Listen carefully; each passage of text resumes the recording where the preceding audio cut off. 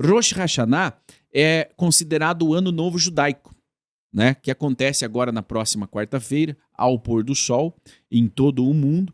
Todos os judeus mundiais, e é por isso que há um alerta, né? É fácil saber onde que os judeus vão estar nas próximas semanas. Torna né? previsível, né? Exatamente. Todos os judeus do mundo estarão celebrando o Ano Novo Judaico. Diferente do Brasil, não é Réveillon. Não é uma festa com fogos, né? O sentido do Ano Novo Judaico é diferente do sentido do Ano Novo ocidental, né? Onde é festa. Sim, tem a renovação de promessas, né? Primeiro anulam as promessas antigas que não foram cumpridas. Veja só, o povo judeu tem a anulação daquela promessa que você fez de Ano Novo, a mais famosa delas é emagrecer. A outras é trocar de trabalho. A outras é conseguir um relacionamento. A outra é ajudar alguém. Começar a estudar. Começar a estudar. Enfim, qual religião que te dá a oportunidade de anular promessas? Pois bem, no judaísmo, né, existe essa oportunidade. E o Rosh Hashanah, para você começar o ano novo, né, justamente sem estar preso ao passado. Precisa-se fazer anulação de promessas. Além do mais, né, Rosh Hashanah não celebra, então, de forma carnavalesca, né, com fogos, com danças de Réveillon, com churrascada. Tem um outro sentido, né? Um sentido óbvio de renovação de esperança, renovação de um novo ano, mas principalmente de reconexão espiritual e reavaliação, onde um tribunal celestial se coloca em sessão e nós clamamos a misericórdia divina para que os nossos decretos, os decretos que serão dados a nós, se forem negativos, que eles sejam anulados, que eles sejam revertidos em decretos positivos, não por nossos méritos, porque méritos não temos, mas pela misericórdia infinita do Deus, o Senhor dos Exércitos, o Deus de Israel, Shemuel.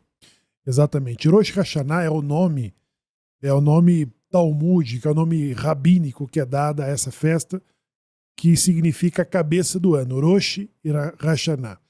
Então, é o início de um calendário civil. Então, nesse mês do 7º ano, que é feita a colheita das frutas, né, é um período de colheita, é um período de resultados, como todas as outras festividades, mas também era feito muitas decisões importantes nesse 7º mês, né? Era daqui que é feitas as referências das contagens do ano da Shemitah ou do Iovel, que eram ciclos de 7 anos e ciclo de 50 anos. A cada 7 anos ou a cada 49 anos concluía 2 ciclos diferentes, né? Em que muitas negociações tinham essas referências nesse 7º mês, que era a libertação dos escravos, devolução das terras, pagamento de dívidas, perdões de dívidas, restituição do empréstimo do imóvel. Muitas outras coisas aconteciam nesse período que determina, né, então, o início de um ano civil. O início do ano civil, por isso que nós chamamos da forma rabínica de Rosh Hashanah, cabeça do ano. E nós temos também um ano do calendário religioso. Esse é marcado pelo mês de Nissan. Então, o mês de Nissan é quando acontece a Páscoa judaica, que é quando os hebreus saem do Egito. Os nossos pais saíram do Egito, e isso marca o período e esse será o princípio dos meses. Então, esse calendário religioso, ele acontece exatamente quando os hebreus estavam sendo preparados para serem libertos da escravidão egípcia. O trabalho forçado ele cessou 6 meses antes da redenção que aconteceu no dia 15 de Nissan, que foi quando os nossos pais saíram do Egito para a liberdade e constituir uma terra da promessa. Então, no dia 1º de Tishri foi quando cessou o trabalho forçado dos hebreus. Então, muitas coisas acontecem, e esse feriado ele tem diferentes nomes, porque muitas coisas acontecem nesse feriado. Por exemplo, no Salmo 81, que você tem na tua Bíblia, ele fala sobre o dia do toque da trombeta, no dia da ocultação. Por que o dia da ocultação? Esse é o único feriado bíblico que ele cai exatamente na ocultação da lua. O mês do o calendário hebraico, ele é regido como um calendário solar e lunar, diferente do calendário gregoriano, que é um calendário solar. Então, o início de cada mês ele é estabelecido pelo acompanhamento do ciclo da lua. Né? E todas as outras festas bíblicas, elas acontecem exatamente no período da lua cheia, quando você pode recitar, inclusive, a bênção de Kiddush Levaná, que marca, né, a celebração de um novo mês. Nesse mês, não. Então, o Salmo 81, ele dá essa referência de que esse é o dia da ocultação, que é quando o julgamento de Deus ele é feito sobre a humanidade. Porque, de acordo com a tradição rabínica da interpretação bíblica, o homem foi criado no dia 1º de Tishri. O homem foi criado no dia 1º como uma das últimas criações antes do Shabat, né? Então foi nesse dia que o homem foi criado. Tem um Midrash que diz que na primeira hora Deus decidiu fazer o homem à sua imagem e semelhança. Na segunda hora ele consultou os seus anjos ministros. Na terceira hora ele começou a juntar o material. Na quarta hora ele formou. Na quinta hora ele colocou fôlego de vida, né? Na sexta hora ele deixou o homem de pé. Na sétima hora ele colocou o homem dentro do Gan Eden, dentro do Jardim do Éden. Na oitava hora ele falou que o homem não poderia comer de determinadas árvores, frutos da árvore. Na nona hora o homem violou esse mandamento. Na 10ª hora ele foi julgado. E na 11ª hora ele pediu perdão. E na 12ª hora Deus o perdoou. Então, esse se tornou, de acordo com esse Midrash, é uma ilustração que o homem ele foi criado e por isso temos todas as nossas ações julgadas nesse mesmo dia. É o que o Shimon disse a princípio. O ano em que nós assumimos promessas e compromissos de estudar mais a Torá, de rezar mais, de fazer de tzedakah, de dar mais tempo para a família, né?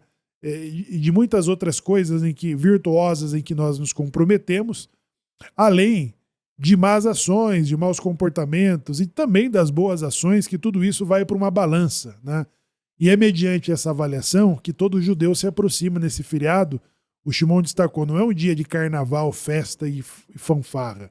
É um dia de temor, é um dia de julgamento. Então, há um grande temor no comportamento judaico da forma como nós nos aproximamos em posse da informação de todos esses comportamentos que nós tivemos.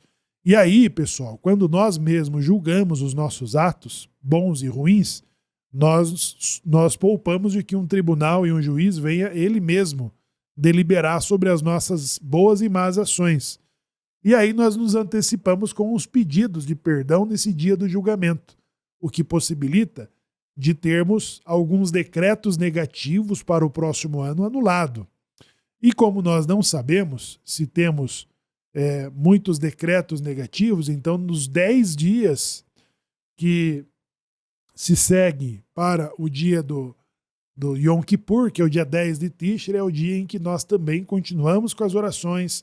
Nós chamamos de os dias temíveis. Os dias temíveis, ele compreende do dia 1º de Tishri, do 7º mês, até o dia 10 de Tishri, que é o dia do perdão, o dia do Yom Kippur, em que nós exatamente mencionamos todas as tensões pelas quais pecamos, todas as nossas disposições físicas, de pensamentos e de ações e de palavras, aonde nós conseguimos ainda detectar dos lugares, dos momentos em que falhamos e que cometemos violações, e com base nisso nós começamos a pedir o perdão em aflição, ou seja, em jejum, né, com uma abstenção de 25 horas de comer, de beber, de tomar banho, de fazer outras coisas que possa trazer alívio para a alma.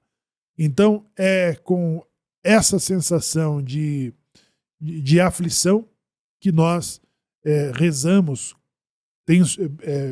rezamos pensando em todas essas possibilidades em que, de repente, tenhamos pecado. E é uma oportunidade de reverter os maus decretos. Mas que tipo de mau decreto que possa ser emitido, Shimon? O Shemuel, antes de nós irmos para o mau decreto, então o Rosh Hashanah, ele, nesse ano, ele é uma mudança de 5.784 para, preste atenção, 5.785. Acontece ao pôr do sol de quarta-feira, dia 2 de outubro do calendário gregoriano, né, ao anoitecer, e termina ao anoitecer de sexta, 4 de outubro de 2024. Alguém perguntou assim, a promessa vai até o ano 6.000, falta pouco. Tá chegando. Supostamente daqui a 20 anos, mais ou menos, seria o desencadeamento, né, do final de tudo. Uma renovação global. Aí sim entram as diferenças religiosas, filosóficas do que vai acontecer. Os cristãos esperam o Armagedon, os árabes muçulmanos também, um final semelhante, os judeus, uma outra coisa, mas todos estão dizendo, estamos perto do final dos tempos. E o calendário hebraico ele mostra justamente isso. Então, nós entramos em 5.785, né? E um sinal profético sinalizaria aí para o final de tudo, né, para o grande embate onde as nações marchariam contra Israel, Gog e Magog, seria ao completar os 600 anos. Né? E o Rabino Moshe Omeskani traz, curiosamente, também um grande ensino sobre isso, de que alguns anos, meses foram perdidos do calendário hebraico, então nós estamos ainda mais próximos do que nunca desse período, Shemuel. Mais próximo do que se pensa. Né? Do que se pensa. Então, o calendário hebraico, e a cada ano que nós renovamos do calendário hebraico, que esse ano é o ano 5.785, nós estamos mais próximos do fim. Mas que fim é esse? Né? Isso é um assunto para outra aula. Mas, sim, estamos indo para perto do fim dessa era, onde inicia-se uma nova era. Mas ela não vai começar com flores. Ela vai começar com uma grande destruição. E aí todos os povos são unânimes nesse conceito de destruição. As divergências são no pós-destruição o que vai acontecer. Agora, então o Rosh Hashanah, Shemuel, é esse início aí, ao contrário, né, de festa, Armagedon, Armagedon não, Réveillon, que é o Armagedon, né, o Réveillon, o que acontece no Réveillon, mas não é esse sentido, não tem esse sentido, tem um sentido mais solene, né, de, puxa, eu preciso revisitar o meu passado.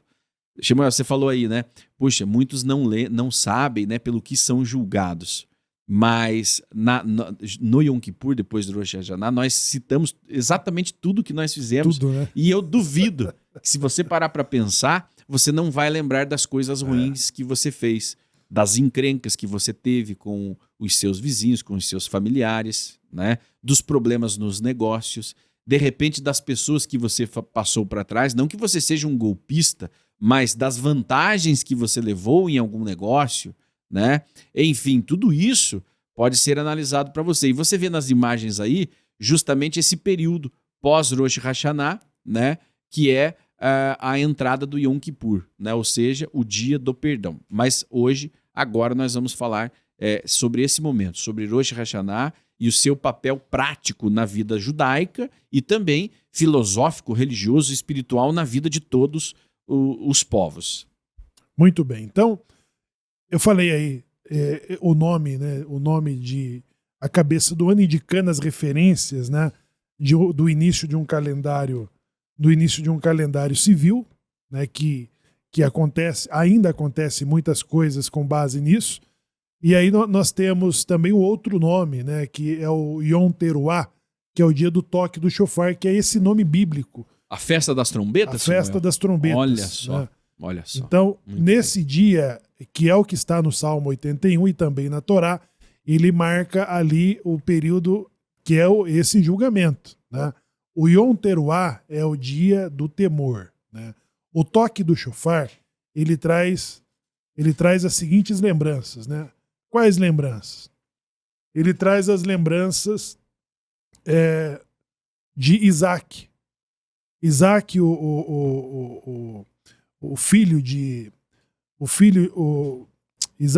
de Abraão, ele foi atado, né, na Aguedá, chamada de a intenção que Abraão tinha de sacrificar o seu filho a pedido de Deus. Isso não aconteceu porque o próprio Deus não o permitiu.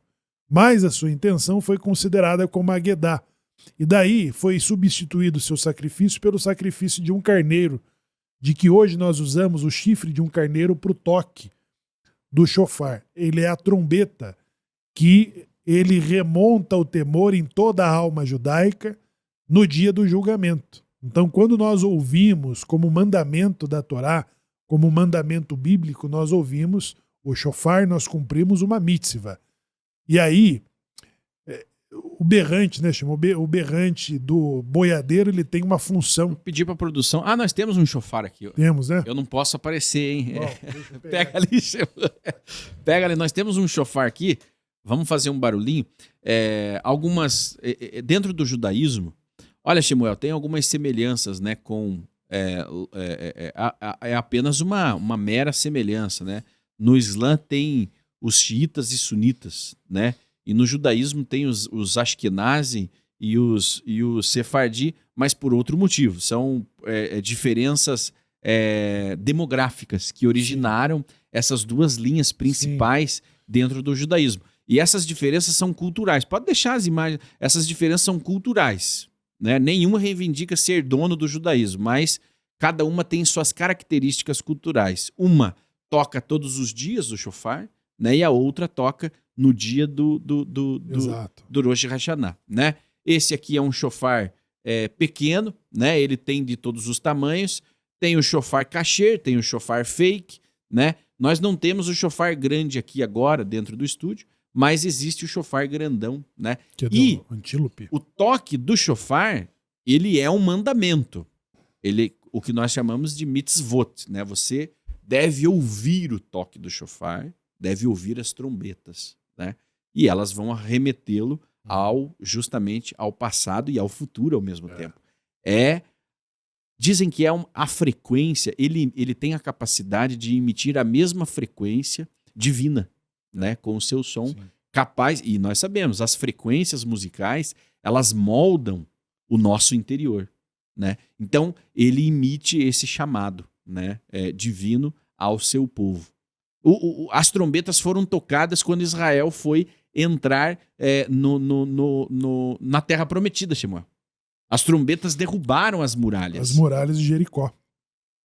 Então, exatamente, o Shimon falou aqui com grandiosidade o efeito, né, desse som. Então, quando nós ouvimos o som do shofar, a alma judaica é tomada de temor, né?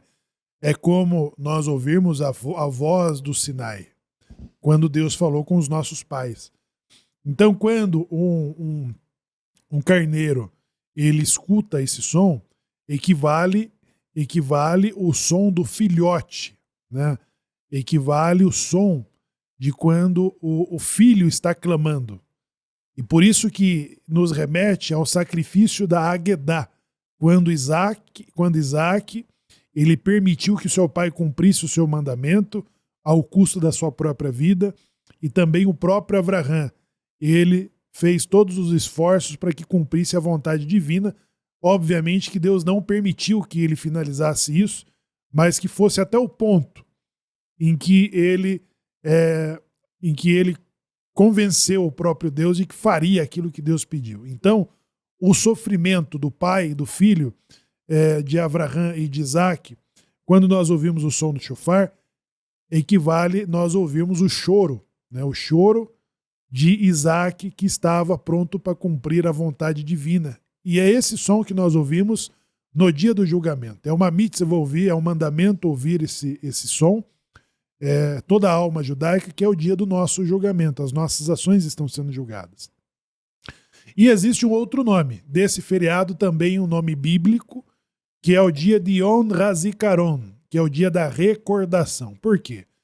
Existem muitas pessoas que têm demandas, né, que ele depende exatamente de um auxílio e de uma decisão celeste, porque são decretos de que o universo impôs contra ele, de não ter paz no casamento, de não ter paz na família, de não ter filhos, de não ter sucesso nos negócios, enfim, muitas coisas que possam afligir a alma de pessoas que estão ali constantemente pedindo a Deus, pedindo aos céus uma resposta, um atendimento, uma solução, e isso nunca chega.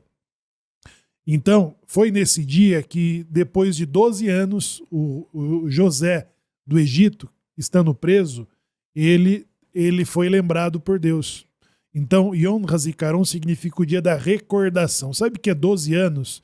Alguém rezando pela própria liberdade do cárcere? Olha só. Né? Então, José do Egito foi liberto no dia 1º de Tishrei. E aí nós temos Sara, a nossa matriarca, que recebeu a promessa de Deus de ser mãe de uma nação. E também o próprio Avraham. Com 75 anos, Avraham recebeu essa promessa, mas passou ali mais de 30 anos para que essa promessa se cumprisse.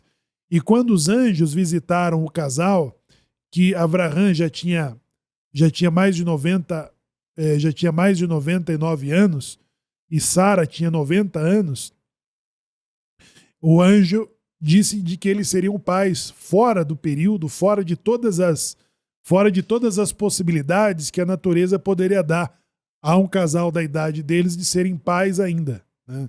E ainda que Sara riu dessa informação, que foi dada também no dia 1º de Tishrei, ou seja, Sara foi recordada, ou seja, e lembrou Deus, né? E lembrou Deus. Isso também vai acontecer com outras pessoas, como Raquel, né, a nossa matriarca, que também não podia ter filhos. Isso vai acontecer com Ana, que vai rezar no templo em Shiló, e aí Deus vai ouvir as suas orações quando o sumo sacerdote Eli, a Cohen, ele vai falar: filha, que Deus faça de acordo com o seu pedido e a sua aflição, né? Então o dia da recordação, ele vem nessa direção sobre a forma como Deus atende muitos pedidos de pessoas que estão constantemente lutando contra um decreto do universo, né? Contra uma doença grave, contra a morte, contra uma prisão, contra uma perseguição, o fato de não conseguir ter resultado, de não ter filhos e muitas outras coisas pode se seguir de uma pessoa que tem aflição, Shimon. E aí é um dia muito oportuno, né, para as pessoas, recorrerem a Deus de questões em que você está pedindo ali causas por muito impossíveis, tempo. inclusive. As causas impossíveis. Shmuel, voltando um pouquinho,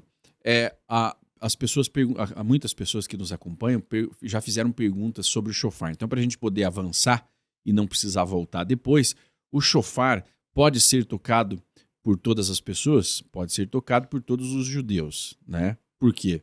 Por que nós não recomendamos que o não-judeu não toque? Porque ele não tem o conhecimento prático sagrado do shofar, certo? Então ele está, vamos colocar assim, ele está profanando algo sagrado. Existem as épocas certas para o shofar ser tocado. Hoje nós vemos, e aí, com a licença dos irmãos cristãos que nos assistem também, né? Temos aqui toda a comunidade Bnei Sim assistindo, e tem os cristãos, irmãos cristãos que nos acompanham, árabes, né? Que estão acompanhando. Isso é um objeto judaico, né? Infelizmente, a gente vê aí, dentro de muitas igrejas, vamos colocar assim, as pessoas tocando esse shofar e leva para lá e leva para cá, e as pessoas, em algumas, as pessoas caem com o toque de shofar. Esse não é o objetivo do shofar, né? Então esses atos profanam diretamente um objeto sagrado, né? É como se nós trouxéssemos aqui uma manifestação da Igreja Católica, por exemplo, um santinho, né? E utilizássemos ele para fazer serviços que para o cristão aquilo ali soaria desrespeitoso, né?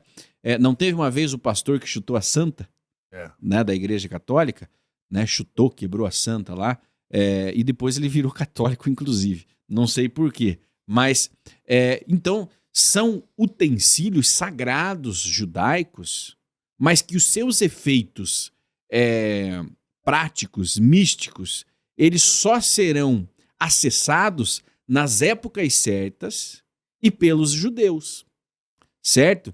Você precisa estar... Porque quem tocava o shofar eram os levitas, né, Shemuel? Ali, um dos primeiros momentos que a gente vê ele sendo utilizado em larga escala e mostrando os seus efeitos nesse período de Yom Teruah e também na batalha, né, de Jericó. Inclusive alguém perguntou qual que é o nome hebraico de Josué. É Yehoshua, tá? O nome em hebraico de Josué. Então, para finalizar o tema shofar, ele é tocado pelos judeus no período de Yom Teruah, né? No período dessa festa de Rosh Hashanah, e não é tocado em outro período. Então, se você ver alguém tocando o shofar fora do período festivo, provavelmente ele não é um judeu, ou se for um judeu, está dando uma aula, está ensinando, mas o período místico em que ele tem efeito é nesse período, né, nesse mês, né, que nós estamos vivendo, e no período de Rosh Hashanah até Simchat Torah, né, que é o período dessas festas. Então, cuidado para não, de repente, com boa intenção, profanar um objeto sagrado de uma outra cultura, de uma outra religião. Eu acho que é de bom tom e respeitoso. Hoje nós vemos, sim, pela admiração que muitos irmãos cristãos têm ao povo judeu, eles passam a utilizar os utensílios judaicos nos seus cultos. É um perigo, é um sincretismo. Isso não vai aproximar aquele serviço a um nível espiritual elevado como esperado. Talvez o efeito seja contrário. Mas vamos seguindo. Existe uma bênção, né, para cada mandamento que se cumpre, para pôr um talit, um tzitzit, para pôr o tefilim, para fazer uma imersão, para lavagem das mãos, para todos os mandamentos que a Torá ordena a um judeu. E isso é uma ordenança aos judeus, os outros não são obrigados a fazerem isso. Também inclui o toque do shofar. Então, quando se toca o shofar, para efeito de cumprimento de mitzvah, é recitada uma bênção, uma berahá, né, antes do toque do shofar. O que não, fazendo isso, aí já entra no campo, né, que possa causar uma profanação, e principalmente, né, se você usar ele para fins de que a Torá não ordenou, você começa a misturar as energias, o que torna muito perigoso, né, nesse campo que você possa entrar. Tem os casos, né, na Torá, nas Escrituras, dos filhos de Aharão, que mesmo podendo estar ali oficiando o serviço, eles acabaram sendo mortos porque acenderam um fogo estranho, não era a hora, estavam embriagados, fizeram sem a permissão. E Uzá, né, com o rei Davi buscando a arca, que os filisteus haviam roubado, Davi recupera a arca, estava levando em grande festa, né, de volta para aonde ela deveria estar, para o tabernáculo, e o carro que estava carregando aquela arca acaba se desequilibrando e a arca ia cair. Uzá foi querer proteger a arca de cair e quando ele encostou a mão, ele foi morto imediatamente, né? Por quê? Ele não estava autorizado a fazer aquele serviço. Eram os levitas que estavam autorizados. Então, quando ele foi fazer algo que não era da sua prerrogativa, ele pagou um alto preço com a vida, né? Porque precisa de preparo, precisa de preparação, precisa de conhecimento e existe um rito. O rito preserva o judaísmo até os dias de hoje. Né? Os romanos já se foram, os egípcios não existem mais, aqueles que escravizavam o povo de Israel, os babilônicos, os persas, os gregos se foram. E Israel, com os mesmos costumes e tradições lá do deserto, há mais de 3.500 anos, continua em pé, Shemuel. Justamente porque respeita o rito sagrado. É o que custou, né, para Nadav e Avihu eles mudarem algum comportamento de prática dos levitas e também os 250 homens que foram eleitos por Korah, Datã e Avirã, que apresentaram os incensários diante de Moshe, né, também morreram exatamente por fazer o uso indevido de uma coisa que não competiam a eles. Então é importante ter esse senso de temor e pelo menos adquirir o conhecimento sobre cada ato, né, de culto judaico ou de outra religião, que a lei é sua, né? Então, eu acho muito bonito como os muçulmanos fazem, então tenha respeito, né? Respeite, não precisa... Não é porque você acha bonito que você vai copiar exatamente igual e fazer na sua casa, né? Vão improvisar um chofar de cano de PVC, né? E o brasileiro é campeão de fazer gambiarra. O brasileiro é campeão. Olha, eu tô vendo de fazer gambiarra. Não faça isso. De boa intenção, o inferno tá cheio. Você já ouviu esse ditado? Não faça isso. É algo muito sagrado, é algo muito espiritual, que tem a hora certa para fazer. E hoje a tecnologia permite você... você não está qualificado, você vai acompanhar as pessoas que estão qualificadas a fazer nesse mundo digital. Tá? Eu já vi várias cenas, né? Por exemplo, existe o talit e o tzitzit. Nós temos que avançar aqui na história da festa, mas, por exemplo, tem o talit, que é o manto judaico. As pessoas improvisam com tecidos, com mantas. Lençol. Né? Lençol. O tzitzit usam barbante. Barbante de pedreiro. Exatamente. Barbante de obra de construção para fazer. Gente, é uma afronta e é um desrespeito com a cultura, principalmente um desrespeito espiritual. Isso é muito grave. Tira a cópia da mezuzá. Tira a cópia, faz xerox, né, que chama, né? Faz xerox do pergaminho sagrado, entre outras coisas terríveis. Que ali naquele momento ele fala, não, a minha intenção é a adoração, mas eu não tenho acesso. Gente, existem coisas que é melhor você não se meter. Se não for para fazer da forma correta, nessa questão espiritual religiosa, não aquela máxima de que antes feito do que bem feito, ela não é válida. Quando se trata de espiritualidade, religiosidade e cumprimento de mandamento, mitzvot, tem que ser bem feito. Não basta o mal feito, porque o mal feito vai transformar o decreto de bênção em maldição. Exatamente. E aí, pessoal, então, quarta-feira, todas as comunidades, né, receberão seus judeus preparados exatamente para essa festividade de Yom Teruah, que é o dia do toque do shofar. Nós ouvimos o som do shofar, é um mandamento a se escutar nesse dia. É um dia de rezarmos bastante. E também tem as culinárias, as refeições, né? A festa de Rosh Hashanah é que emitimos uns aos outros bons decretos de que tem um ano doce e suave, né, com decretos muito positivos. É a forma como nós também influenciamos o Tribunal Celeste a ter consideração sobre aquilo que será decretado sobre cada um de nós. E aí nós usamos também, nessa forma de influenciar o Tribunal Celeste positivamente, nós usamos o mel, né? O mel, que é a doçura de um ano doce e suave, a maçã, que também nós usamos para molhar com mel, e os alimentos que usamos exatamente para referir à cabeça do ano. Nós evitamos consumir certos alimentos, por exemplo, como alguns gostam de comer rabada, né, que é as partes baixas do animal, ou de legumes que ficam com a cabeça para baixo da terra. E sim, nós consumimos peixes, né, peixes com a cabeça, para indicar a cabeça do ano, uma posição elevada, uma posição de liderança, de que todo judeu, de que toda nação, ou de que toda a comunidade judaica merece, né, ocupar. Então nós influenciamos dessa forma. E aí, nós precisamos ter uma reserva, né, monetária, né, ou seja, garantir que a sua esposa, seus filhos, eles tenham todas as refeições necessárias para o início desse festival. Peixe, maçã, mel, tâmara, né, Shimon? Tâmara. A romã. lentilha, sopa de lentilha.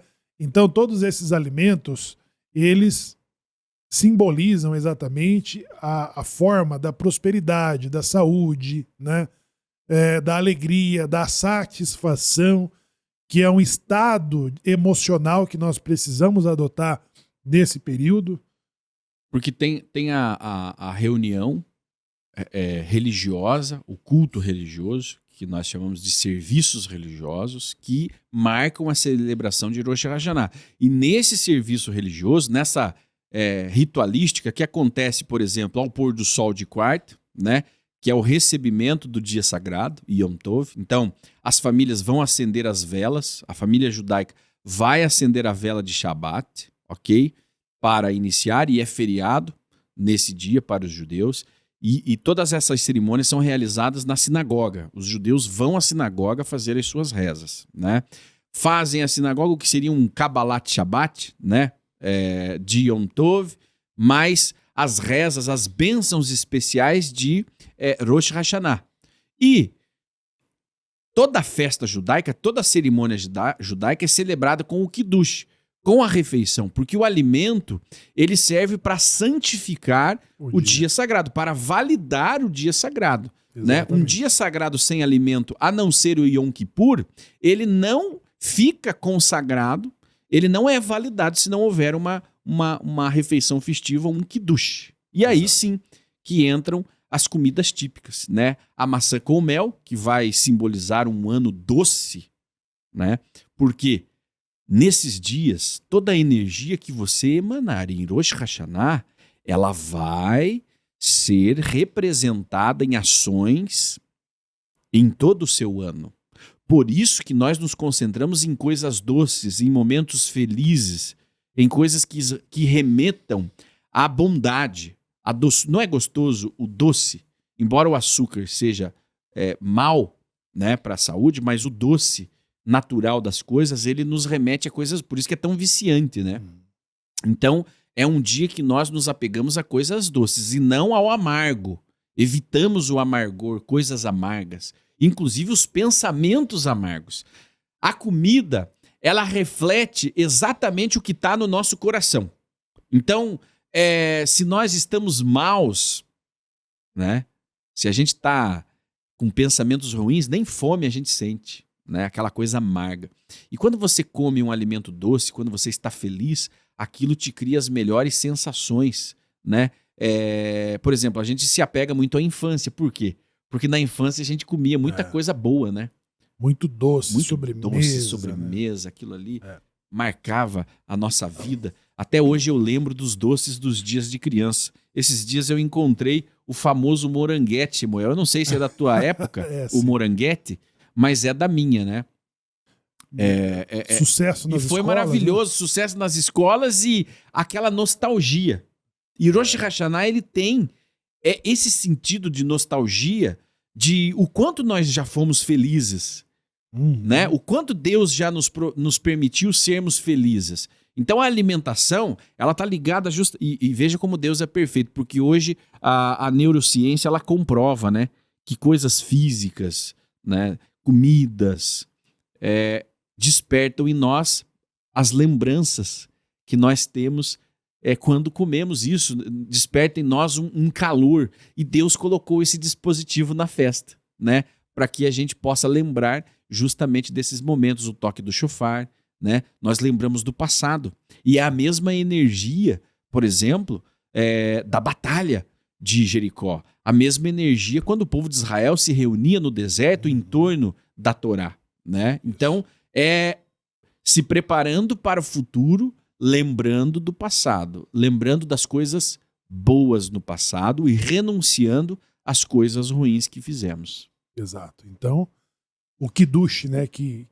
O Kiddush que marca a santificação do dia, do Rosh Hashanah, e aí também uma peça de roupa nova e ir com dinheiro no bolso, tá, pessoal? Ai. Na conta, hein, Shemuel? Porque conta. É o seguinte, a energia que você estiver emanando no Rosh Hashanah é a que vai te acompanhar o ano todo. Então, se você comer doce, você terá um ano doce. Se você tiver com o bolso furado, vai ficar com o bolso Vai furado, ficar furado. porque os decretos são baseados naquilo que você é. Aquilo que você é e consegue emanar de si vai reverberar por todo o ano. Samuel, tem a romã, né, que simboliza a abundância. A romã que tem aquelas... não é muito comum no Brasil, né? É típico do Oriente Médio, mas você encontra no supermercado, né? Que vem simbolizando a abundância. E a cabeça de peixe ou carneiro para lembrar o desejo de estar na frente, ou seja, liderar o próximo ano. Não ser uma cauda, não ser um pau mandado, ser senhor do seu destino. Então não coma coisas, como o Samuel falou, rabada, né? Que vem lá de trás. É o momento místico, espiritual de você ser um líder de si mesmo. O capitão do seu próprio destino. Tá com a vida enrolada? Alguém mandando em você e você não aguenta mais? Então se posicione como um líder, porque os decretos podem ser mudados sobre a sua vida. A partir disso aí. Então, língua de boi, né? Abóbora, né? Cabeça de abóbora. É muito comum usar a língua de boi nos preparativos da refeição de Rosh Hashanah. Também o peixe com a cabeça. E o dinheiro, ter dinheiro no bolso, vai com a nota maior uma nota de 200, uma nota de 100, com tudo pago, né? Compra uma peça de roupa nova para você ter o prazer de recitar uma bênção de uma coisa inédita que você recitou, e dê à esposa, ao esposo, os filhos, aquela sensação de estar num momento de fartura, de prosperidade, de satisfação. Tem um segredo, né? Você tem que tornar um momento diferente. Se esse momento de Rosh Hashanah for a mesma porcaria que tá a tua vida o ano todo, meu irmão, não preciso nem dizer o que vai acontecer com você no próximo ano. Então, Exato. É uma missão tua, da tua família, tornar o momento de Rosh Hashanah especial para vocês, junto da comunidade. E detalhe, junto da comunidade, não é sozinho. Não é sozinho. Aí as pessoas que moram distantes começam a viver esse desafio. Ora, eu não tenho sinagoga aqui na minha cidade. Eu que sou um judeu emergente, um judeu retornante, um novo judeu no Brasil, restaurei minhas raízes e agora faço o quê? Vá para onde tem sinagoga. Vá para a sinagoga mais próxima de você. Isso. É o seu recurso. Porque são as festas da peregrinação, Samuel. De peregrinação. Né? É o dia de colheita, pessoal. Então isso vale dizer que todo hebreu que ia para Jerusalém nesse dia, ele ia com os resultados nos bolsos, assim, alegre. O que pensa, o que está colhendo a soja, o café, a lã, a carne na alta do dólar. Que já são commodities, né, Shimon? Já são commodities. Então ele colhe tudo isso na alta. Como que é a satisfação da pessoa que saiu da colheita com bons resultados? Então, é esse nível que nós precisamos alcançar quando nos preparamos para essa festividade. Então, a festividade da colheita, o que Deus espera de cada hebreu, de cada judeu? A satisfação. A satisfação torna o nosso serviço, as nossas rezas, as nossas intenções como dia de prazer. Então, o que Deus espera de cada judeu é: visto que vocês não me serviram com alegria. O fato de não servir a Deus com alegria, tá preocupado, tá depressivo, tá triste, tá frustrado. Que reza que vai surgir de uma pessoa que está nesse estado emocional, né? Que tipo de satisfação e gratidão pode se esperar da pessoa que está nesse quadro? Nenhum. Então, a indicação que Deus espera de uma relação com o seu povo nas suas rezas, nas suas meditações, no seu comportamento, na sua expectativa. Vai dar certo, vamos conseguir. Então, a forma de contagiar, a forma de nós contagiarmos uns aos outros, é o que Shimon disse. É possível quando nós estamos em sociedade, em comunidade.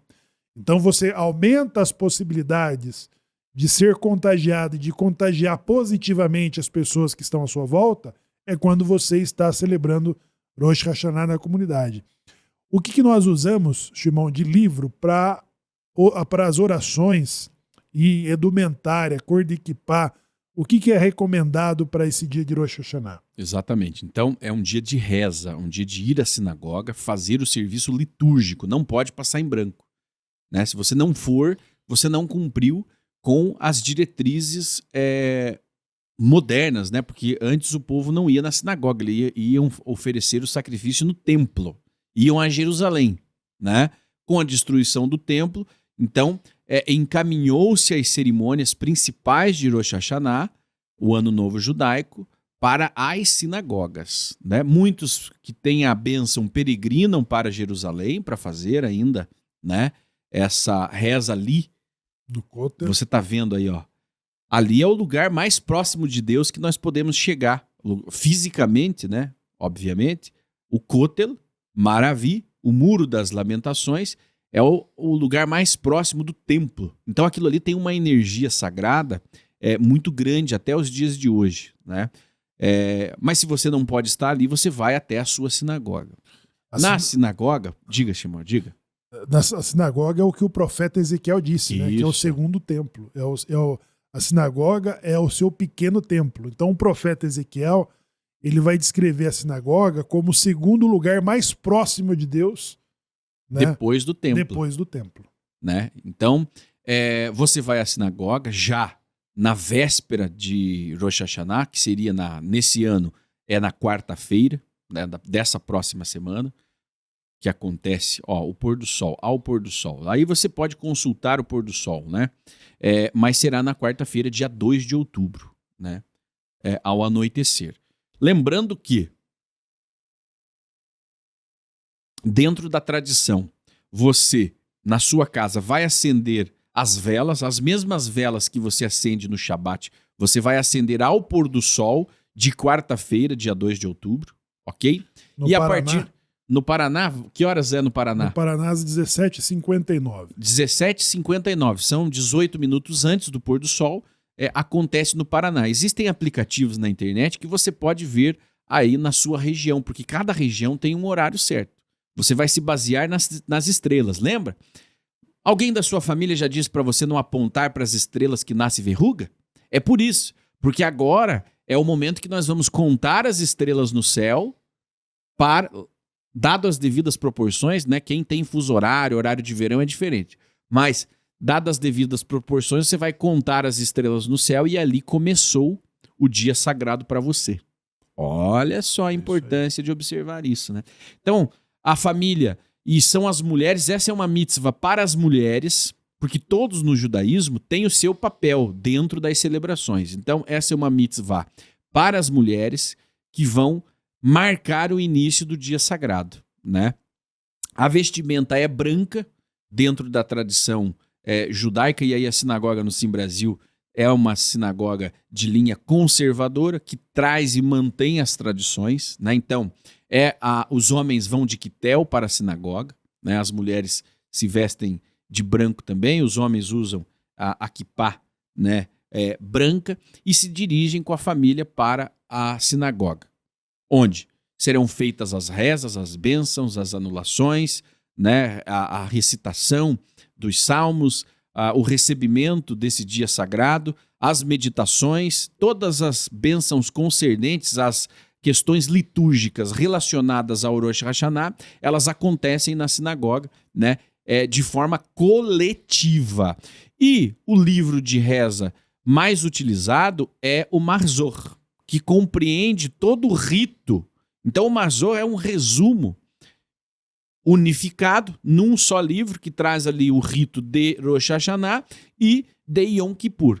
E utilizando o Marzor, uma sequência organizada, você vai celebrar o dia de Rosh Hashanah. Esse livro ele foi organizado de uma forma que você vai se elevando conforme as rezas que você vai fazendo. Então, por exemplo, você chega lá, é como uma evolução em um jogo. Você vai passando de níveis. Porque você vem de um mundo profano.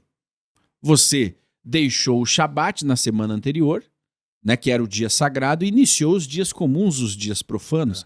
E você precisa elevar a sua alma. Como que você se eleva? Fazendo as rezas. E cada reza foi organizada e pensada para elevar a sua espiritualidade para mais próximos de Deus. Entendeu? Por isso que as rezas não são feitas em qualquer lugar. Diferente das outras culturas, no judaísmo a reza tem um lugar certo para acontecer, a hora certa de acontecer, e cada hora do dia específico, ela define o tipo de reza que nós podemos falar, a forma com que nós podemos nos dirigir a Deus. Aí pergunto, puxa, por que o povo judeu é tão próspero? Por que o povo judeu cresce tanto? Por que o povo judeu não tem problema com dinheiro? Por que o povo judeu é tão abençoado? Porque sabe se achegar a Deus. Essas diretrizes foram entregues ao povo judeu. E nisso, sim, o povo judeu tem determinada vantagem. Por quê? Ele tem o livro que ensina como se achegar a Deus. Porque nós fomos ensinados no passado, Timão, a sabermos entrar e a sair da presença divina. A forma com que nós entramos vai definir o que vai nos acontecer. Nós podemos acabar morrendo, mesmo com a intenção de se achegar a Deus. Sim. É preciso saber entrar e sair, né? Então, vamos lá. Então você vai à sinagoga com a sua família, lá serão feitas essas rezas utilizando o Marzor. Se você não tem e a sua sinagoga não fornece, é importante você adquirir. Né? As editoras judaicas, como a Sefer, por exemplo, eu não sei se essa semana ainda dá tempo, né, de você comprar o Marzor e receber. Se você estiver próximo a São Paulo, é possível que sim.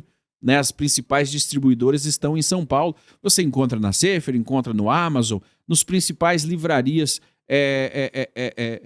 do Brasil e do mundo.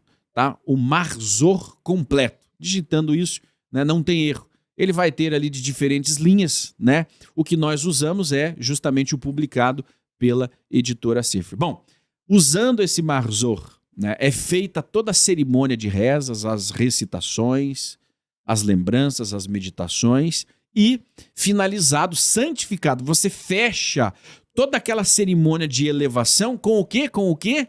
Com o Kiddush, com uma deliciosa refeição. É interessante, né? Sim. Como que as coisas...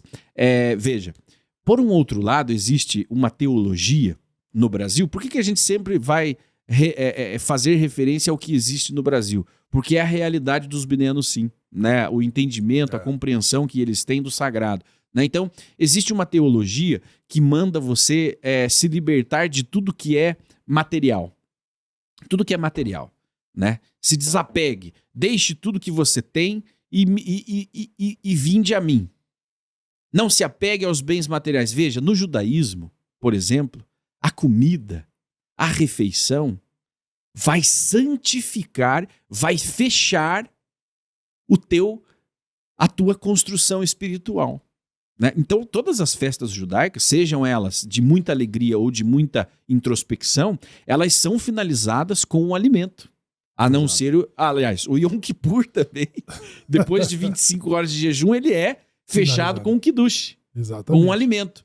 Então, o material, ele é santificado e serve para elevar as nossas almas. A mesma comida que te mata, se você comer demais e de forma errada, ela santifica a tua vida. O mesmo dinheiro que te mata, destrói a sua família, é capaz de causar estragos gigantescos, é o mesmo que vai santificar a sua vida. Por quê? Você é o dono do seu destino. Você santifica o mundo material.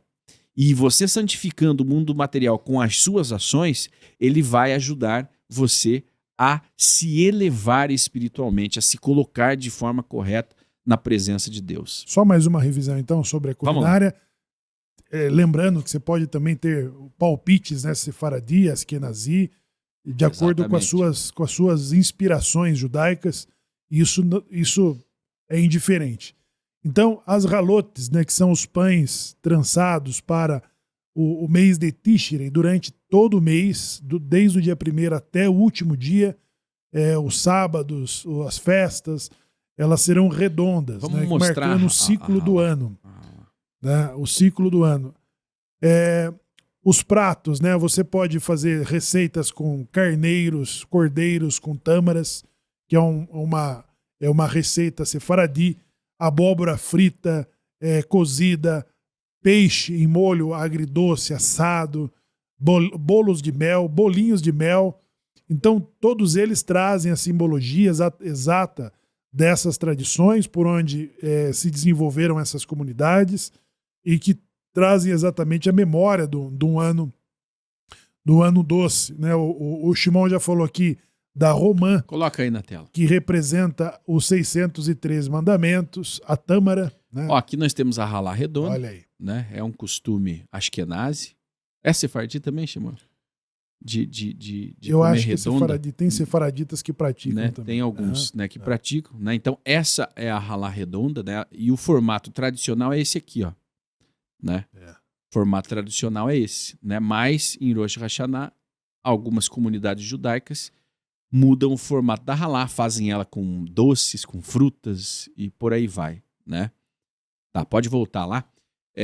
Então a halá, né, essa é uma mitzvah da mulher. Nós estamos falando do kiddush e a comida é muito importante, porque sem a comida você não fica incompleta a sua santificação, fica incompleta a sua celebração. Deve ser finalizada com o kiddush, que é a refeição, né? A bênção ali do vinho, inclusive o vinho é utilizado para santificar, veja. Uma bebida alcoólica, né? Há um tabu no Brasil. A bebida alcoólica, sim, ela causa grandes problemas, mas em excesso. Mas essa mesma bebida alcoólica serve para santificar o que há de mais sagrado. Mas voltando a halá, então as mulheres, quem tem família, é uma mitzvah para as mulheres, é um mandamento, né, para a mulher. Então ela vai fazer a halá. Se ela não sabe fazer, ela vai se juntar com uma que saiba e vão confeccionar a halá. O homem sozinho pode fazer? Pode. O homem sozinho também pode fazer o acendimento das velas? Pode. Se tiver a mulher ou a sua mãe, que é uma judia, ela também pode fazer. As suas filhas também podem fazer. Mas se é só você, você pode fazer também. Se é só você, o único praticante, né, na sua casa. Tá? Então a halá tem a receita correta, ok? Existe a receita correta. Você entrando nos nossos grupos, você terá acesso a essa receita de halá, esse pão trançado, e tem o tamanho certo, o peso certo. Não pode ser feito de qualquer forma, senão ela não vai ter o efeito. Nessa halá é recitada uma bênção especial. Essa bênção se transforma aquilo ali numa energia que a sua família vai comer. Então, por isso que você tem que fazer de forma correta. Não saia. Se você não sabe fazer, não conhece a bênção, não faça.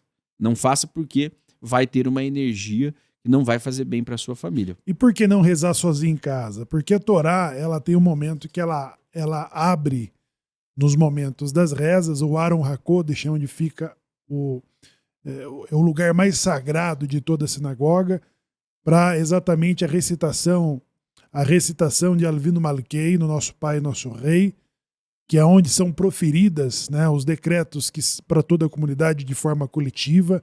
É preciso ter o quórum, garantir o minyan.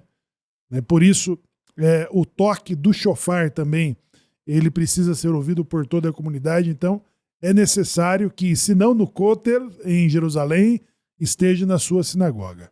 Né? Reze na sua sinagoga. Exatamente. Existem determinadas bênçãos que abrem certas dimensões celestiais que só podem ser recitadas em comunidade, né? Ou seja, na presença de 10 homens, no mínimo. Né? O povo judeu ele foi transformado de forma coletiva, não individual. Então, toda a ritualística ela se dá na presença de um quórum, na confirmação de um quórum, que nós chamamos de minyan, de 10, que é o número aí de 10. 10 homens circuncidados, 10 homens judeus, né, que chancelam toda a prática daquela ritualística que será realizada. Por isso que não é benéfico para uma comunidade não judaica praticar isso, porque não está fazendo o procedimento como deve ser. Né? Veja, no Mishkan, somente os levitas poderiam oferecer os sacrifícios, fazer o ofício sagrado, e tinha a forma correta.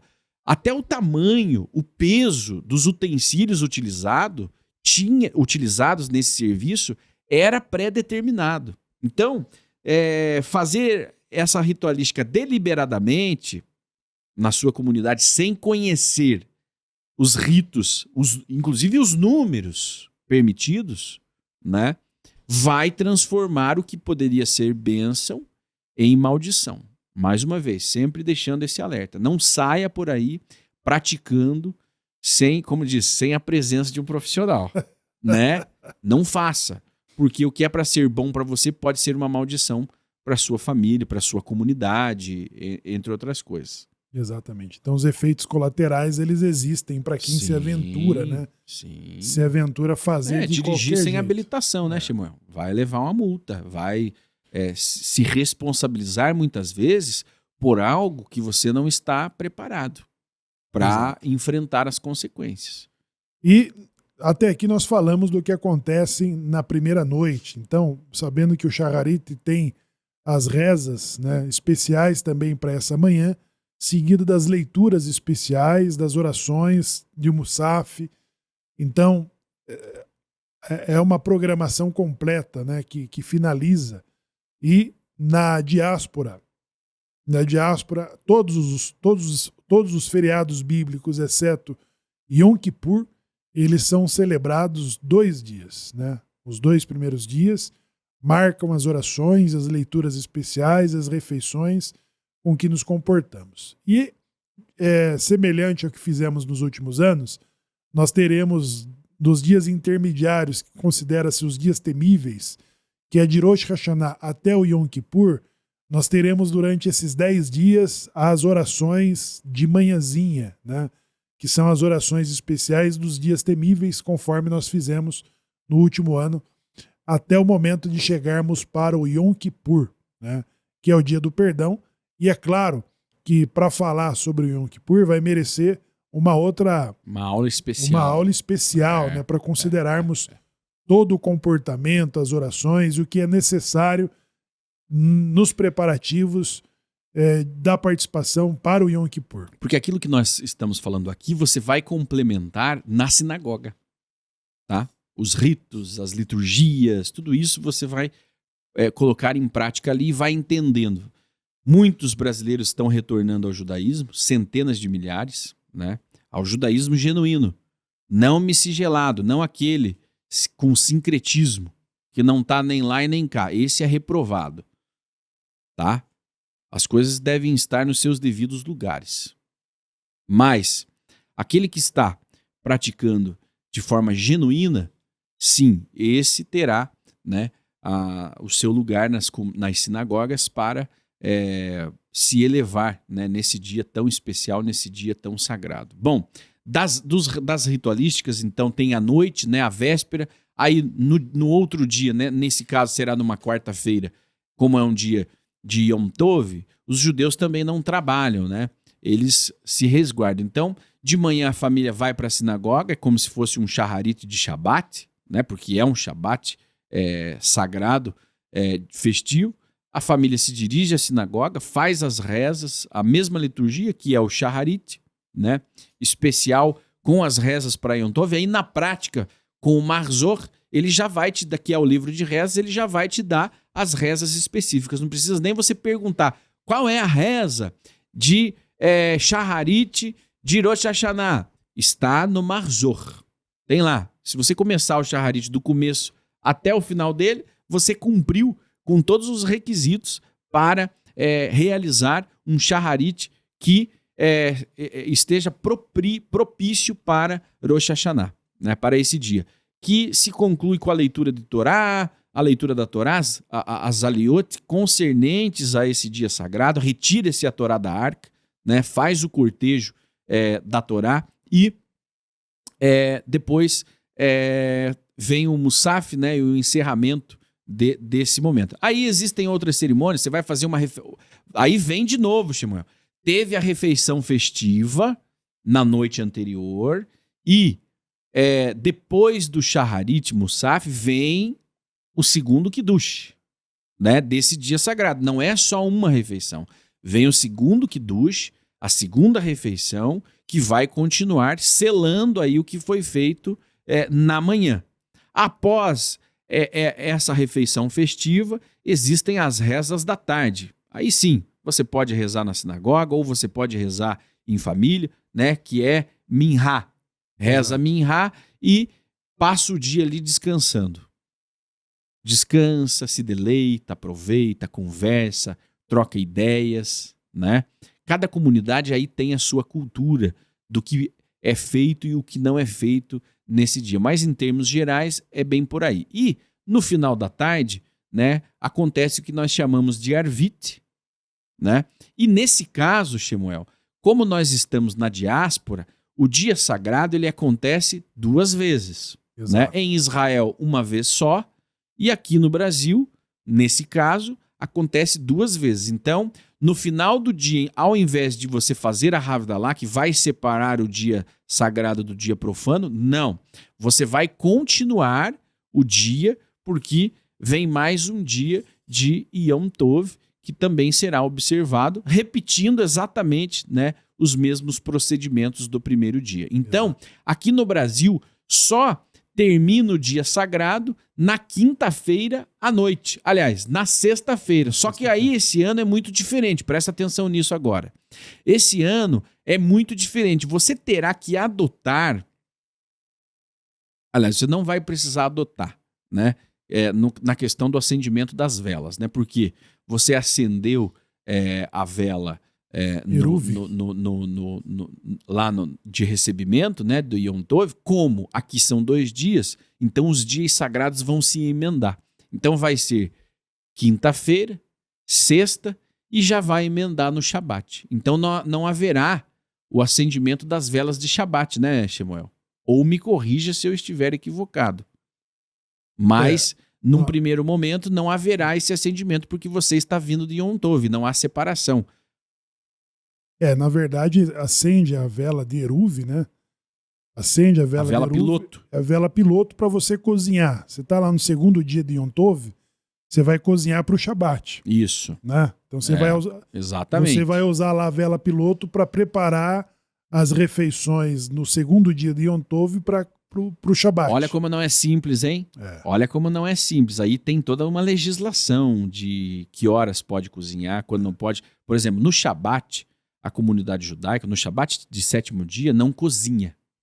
Aí, cada comunidade tem as suas normas, né? Tem a Alahá geral e cada comunidade aí dividida em diferentes espectros, né? Tem as ortodoxas, ultra-ortodoxas, que são mais rígidas. Então, por exemplo, num segmento ultra-ortodoxo, nem usar uma caneta é permitido nesse dia, né? Aí existem os conservadores mais moderados, existem os reformistas, reconstrucionistas, liberais. Cada um tem as suas permissões, tem as suas prerrogativas do que é e o que não é nesse dia, o que é permitido e o que não é. A proibição de acender fogo era uma proibição expressa para o Shabat, né?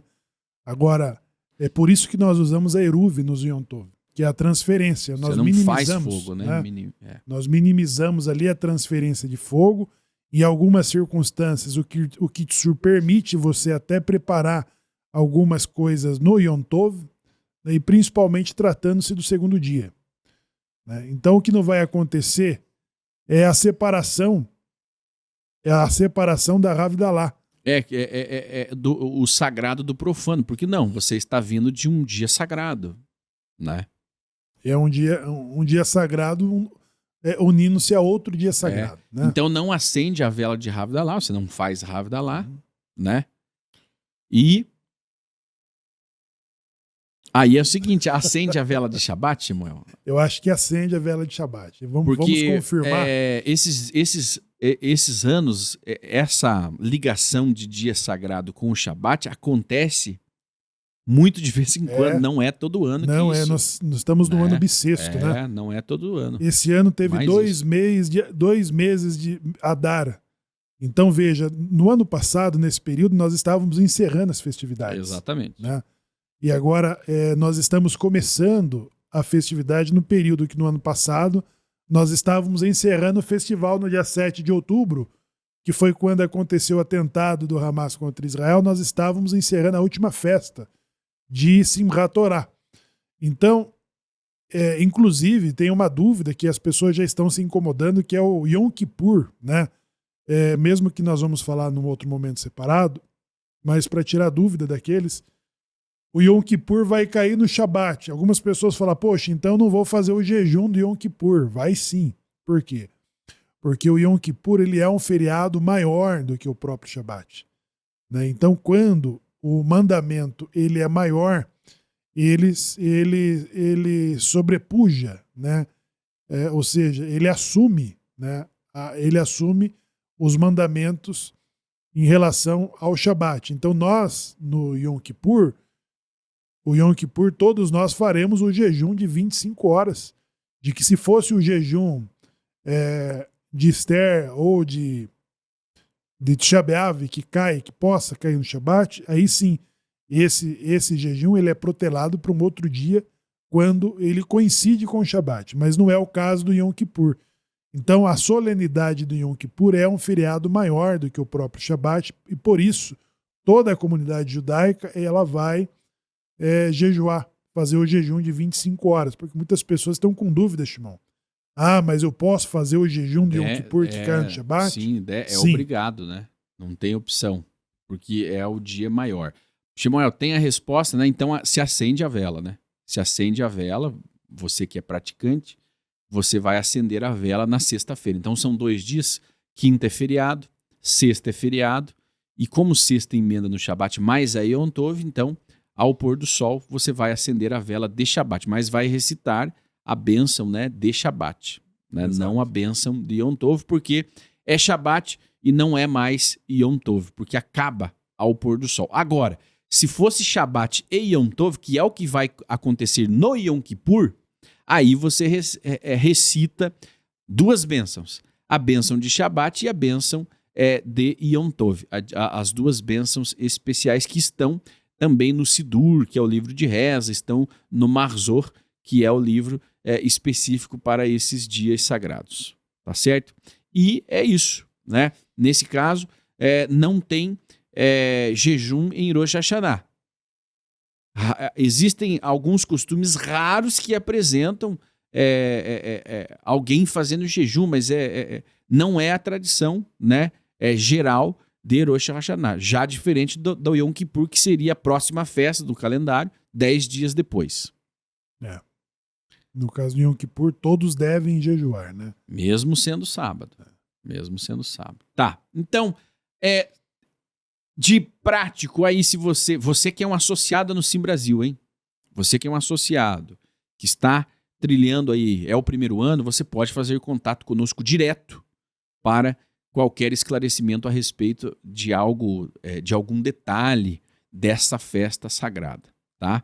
Agora, você que não é um associado, você pode consultar aí os nossos canais, nossas páginas, né? Consultar lá o nosso centro de atendimento para tirar dúvidas. Mas um detalhe maior é dado sempre para quem é um associado da comunidade, né? Vamos lá. Mais algum detalhe, Shemuel, para a gente colocar aqui? Eu acho que de prático, Shimon, é isso. Alguém perguntou se vai ter uma transmissão. Sim. Esse é o detalhe para você que acompanha, está aqui pela primeira vez. Nós estaremos ao vivo na quarta-feira, né, à noite, na quinta, transmitindo as cerimônias para que você possa acompanhar, ver como é, aprender, entender, tá? Então, sim, estaremos ao vivo. Sim, você é o nosso convidado especial. Mande para os seus amigos. Você conhece alguém? Manda para ele acompanhar, ver como funciona, como é esse momento, né? Tenho certeza que você vai acessar essa energia aí da sua casa, de onde você estiver. Diga lá, Shemuel. Bom, pessoal, de prático, nós falamos aqui o básico, né, de como celebrar e como preparar nossas casas para esse feriado importante, né? As dicas de como influenciar o Tribunal Celeste de forma positiva, porque os decretos que serão emitidos trata-se sobre a próxima colheita, ou seja, sobre o próximo ano, sobre o próximo ciclo da colheita.